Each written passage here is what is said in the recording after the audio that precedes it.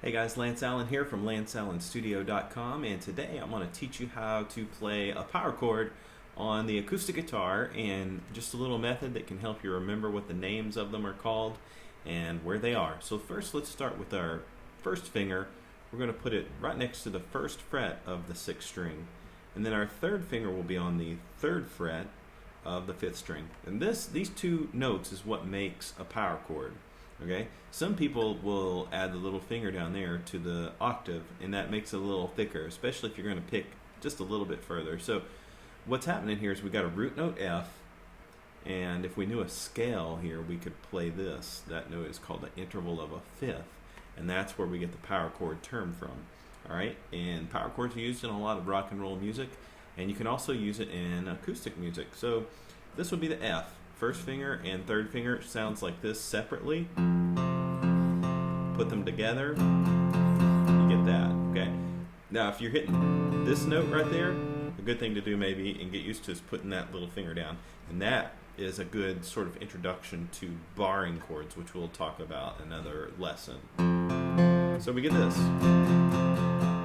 That's the F. If I move up a whole step, which is 2 frets, I get a G.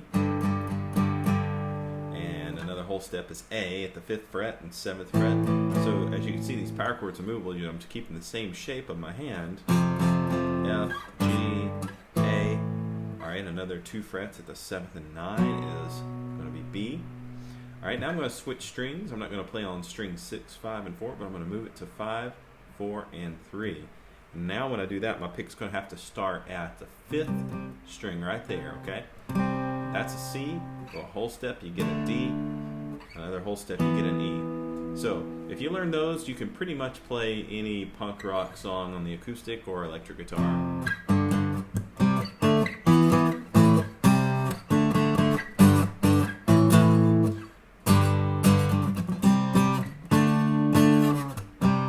That'd be G, C, C, D, D, C, C.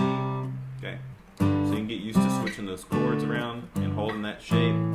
And that, my friends, is my power chord lesson. Thanks for watching. Let me know if you have any questions. Visit lanceallenstudio.com for more lessons, and make sure you sign up for Skype lessons. Talk to you later.